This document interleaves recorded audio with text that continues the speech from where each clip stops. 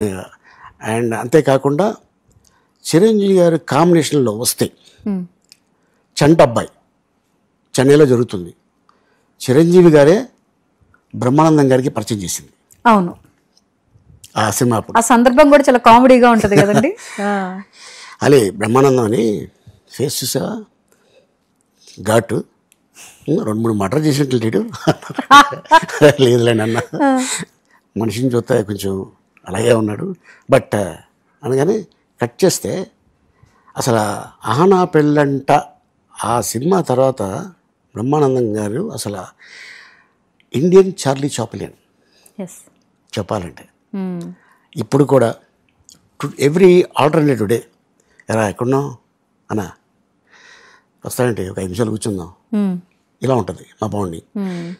చిరంజీవి గారికి బ్రహ్మానందం గారు అంటే చాలా ఇష్టం.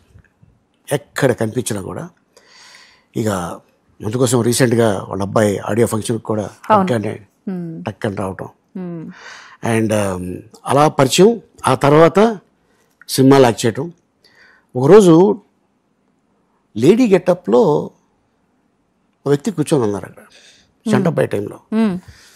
నేను వెళ్ళి ఎవరి హీరోయిన్ కొత్త అమ్మాయి అనుకున్నా. దగ్గరికి వెళ్ళా, చూస్తే లేడీ గెటప్లో చిరంజీవి గారు కూర్చొని ఉన్నారు. సాంగ్లో ఉంటారు, ఆ సాంగ్లో చంటబ్బాయిలో.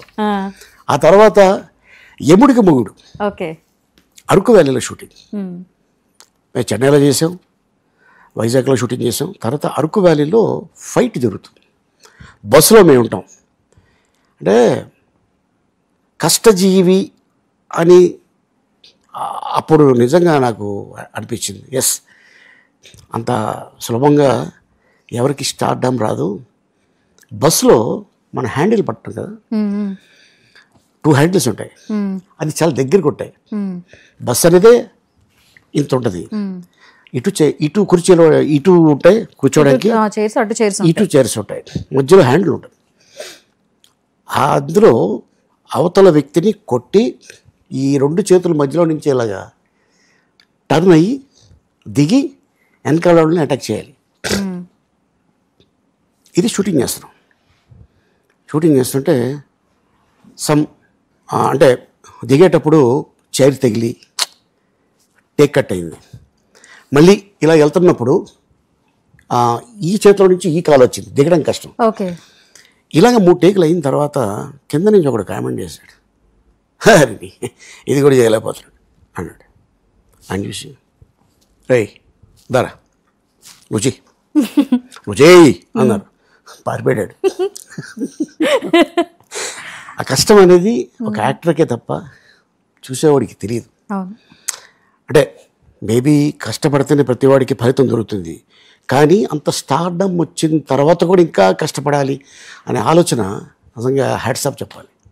ఇప్పుడు కూడా స్టిల్ సాంగ్ షూటింగ్స్లో కానీ, ఫైట్ సీన్ అప్పుడు కానీ, సీన్స్ చేస్తున్నప్పుడు కానీ ఉక్కబోస్తుంది, చిరాగ్గా ఉంది అని ఎప్పుడు ఫేస్లో కనిపించను. ఆయనది ఎప్పుడు కూడా ఒకటే ఆలోచన ఏంటంటే, నాకు ఈ సబ్జెక్ట్కి నన్ను ఎన్నుకున్నారు, నేను న్యాయం చేయాలి. That's it. అదే కాన్సెప్ట్. ఊరికే అయిపోరు కదా మరి మెగాస్టార్లు. సూపర్ నుంచి మెగాస్టార్ అంటే అది కష్టం, కష్టే ఫలి అంటారు కదా. భగవంతుడు నిజంగా ఆయనకి చాలా ఓపిక ఇచ్చాడు. అండ్ అందుకోసం ఇప్పుడు కూడా ఏ పాట వచ్చినా కూడా పిల్లలు ఆటోమేటిక్గా బాడీలో వచ్చేస్తుంది అది డ్యాన్స్.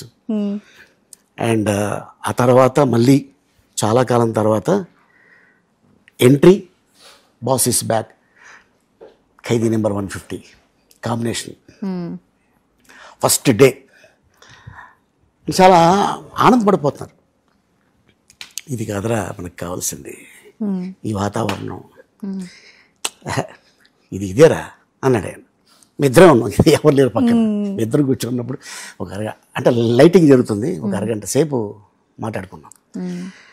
తర్వాత is a good father, is good brother, good husband and good friend. ప్రతి చిన్న ఆర్టిస్ట్ని కూడా పక్కన తీసుకొచ్చి కూర్చోబెట్టి భుజం తట్టే స్టార్ అంటే మెగాస్టార్ చిరంజీవి గారు. వీడి దగ్గర టాలెంట్ ఉంది, వీడు మామూలుడు కాదు అంటే ఎంకరేజ్మెంట్ మామూలుగా ఉండదు, అద్భుతంగా ఉంటుంది. ఈ రోజున బ్రహ్మానందం గారికి ఆ ఎంకరేజ్మెంట్ ఇవ్వటం వల్లే ఆయన హాస్య బ్రహ్మ అయ్యాడు. అండ్ తర్వాత ఇక ఏదైనా ఒక వీడు మంచి డైరెక్షన్ చేశాడు అంటే ఇంటికి పిలిచి సన్మానం చేయడం, ఇంటికి పిలిచి అప్రిషియేట్ చేయడం. అరే సినిమా చూశాను, చాలా బాగుంది, వెరీ గుడ్, కష్టపడు, ఇంకా బాగా కష్టపడు. ఆ తర్వాత నేను ఎప్పుడు ఇంటికి వెళ్ళినా కూడా ఆ ఇల్లు అలా చూస్తుంటాను. ఏంట్రా చూస్తున్నావు అని, ఏదైనా ఇంట్లో మీ కష్టం కనబడుతుంది, అంతే కదరా, ఇదే కదా మనకు కావాల్సింది.